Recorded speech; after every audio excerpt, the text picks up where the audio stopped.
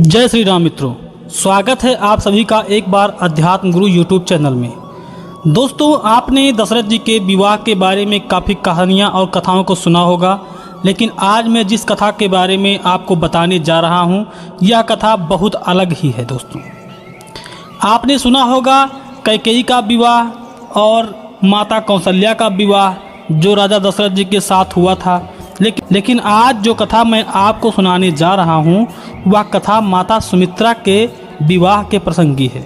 माता सुमित्रा किसकी पुत्री थीं, उनका विवाह राजा दशरथ से कैसे हुआ था, इन समस्त कथाओं को आज मैं आपको इस वीडियो के माध्यम से बताने जा रहा हूँ। दोस्तों, वीडियो को आगे बढ़ाने से पहले आपसे निवेदन है कि कृपया वीडियो को देखकर वीडियो को लाइक करें, चैनल को पहली बार देख रहे हैं तो सब्सक्राइब करें। चलिए कथा की तरफ चलते हैं। माता कौशल्या का विवाह, उनके पिताजी का नाम था सकौशल जो कौशलपुर के राजा थे, और उनकी पुत्री का नाम था कौशल्या, और कैकेयी के पिता का नाम था अश्वपति, और अश्वपति ने अपनी पुत्री का विवाह राजा दशरथ से कर दिया, साथ में एक दासी को भी दिया जिसका नाम था मंथरा।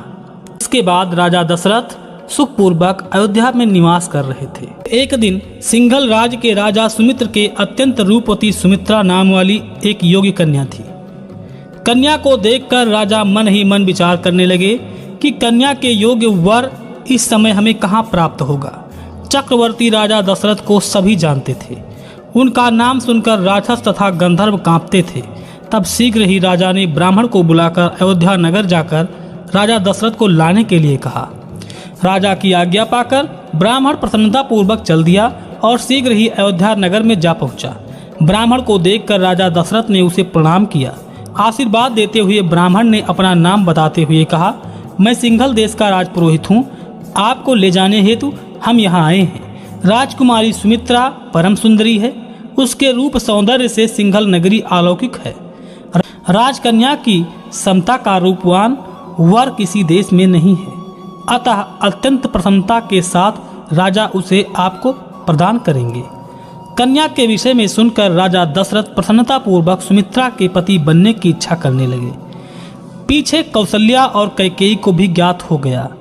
मृगया के बहाने यानी शिकार खेलने के बहाने राजा निकल पड़े और नाना प्रकार के वाद्य नाद करते हुए राजा दशरथ सिंघल नगर पहुंच गए।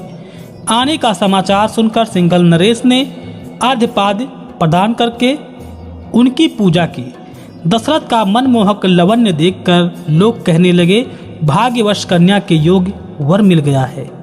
नंदी मुख श्राद्ध आदि शुभ कर्म करने के बाद दोनों कुल धर्म का पालन किया। गोधूल वेला में वर कन्या दोनों में परस्पर एक दूसरे को देखा। दोनों की छवि से वसुंधरा अलौकिक हो उठी। राजा कुसुम सैया पर शयन करने लगे और आलस से अचेत हो रहे थे। राजा दशरथ का विवाह उनकी मनचाही कन्या सुमित्रा से हो चुका था। राजा दशरथ का विवाह करने की इच्छा ये थी कि राजा दशरथ को कोई पुत्र नहीं था। पुत्र प्राप्ति के लिए उन्होंने सुमित्रा से विवाह किया था। वह सुमित्रा के दुर्भाग्य का वर मांगने लगी। राजा तीनों रानियों के साथ भोग विलास से लिप्त रहता था। उसने सुखपूर्वक बहुत समय तक पृथ्वी पर शासन किया। पुत्र न होने के कारण राजा का मन बहुत दुख से जलता था। उन्होंने 750 विवाह किए। 750 में कौशल्या, कैकेयी, सुमित्रा यह तीन रानियां मुख्य थीं। इनमें सुमित्रा परम सुंदरी थी, उसके रूप से अयोध्या नगरी अलौकिक थी। काल रात्रि में संयोग के प्राणों से अधिक देखने लगे। वह दिन रात कैकेयी को लिए आराम से अपने महलों में रहा करते थे। सदैव राजा सुख के सागर में ही रहे, परंतु दुर्देव के कारण अयोध्या नगर में अनावृष्टि हो गई। वृष तथा रोहिणी में शनि के मगन से अनावृष्टि का योग बन गया था। राजा तो अपनी पत्नी के साथ संभाषण में ही निमग्न रहे। उन्हें राज्य में पड़े संकट का ध्यान नहीं आया। संपूर्ण अवध का राज पदग्रस्त हो गया था। तभी वहां नारद जी आ पहुँचे। राजा ने अर्घ्यपाद्य देकर बैठने को आसन प्रदान किया। मुनि की पूजा करके राजा बैठ गए। नारद ने कहा, हे राजन, हम तुम्हें विज्ञापित करने आए हैं। इंद्र वृष्टि करके सारे संसार का पोषण करता है। तुम्हारे राज्य में अनावृष्टि से सभी कष्ट में हैं। हे राजन, तुम कामनियों को लेकर सुख भोग रहे हो, प्रजा नरक में पड़ी दुख पा रही है। राजा ने कहा कि हमने तो किसी को दंड देने का आकार्य नहीं किया है। किस कारण से, किस प्रयोजन से मेरी निंदा की जा रही है? हम सब अपने कर्म फल के अनुसार दुख पा रहे हैं। मेरा कोई दोष नहीं है। प्रजा मुझे वैसे ही दोष दे रही है। मेरी कोई गलती नहीं है। नारद ने कहा, हे नृप चूड़ामणि, सुनिए, शनि की दृष्टि रोहिणी नक्षत्र पर पड़ी रही है।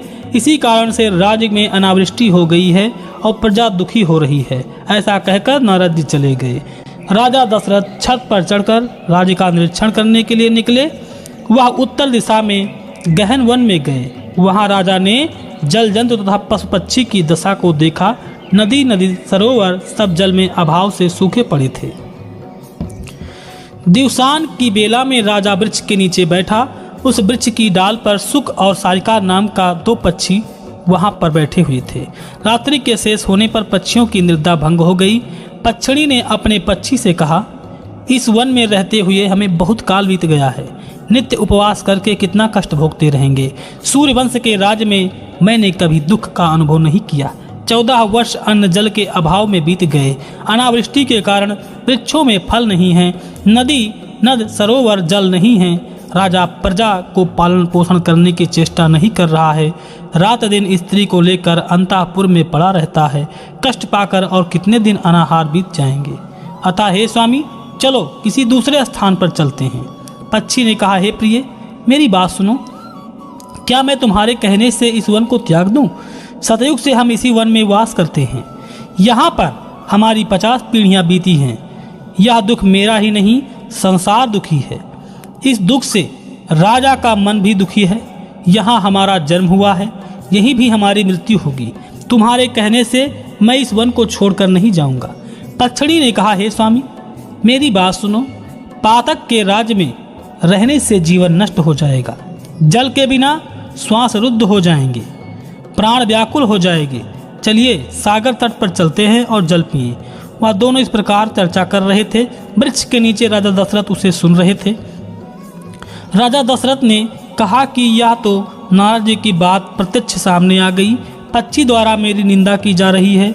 यह सामने की दिख रहा है। मैं समझ गया, इंद्र बड़ा चतुर है। वह कहता है कुछ और करता है कुछ। मेरे पितामह रघु ने इंद्र को लाकर अयोध्या में सेवा के लिए नियोजन कर लिया था।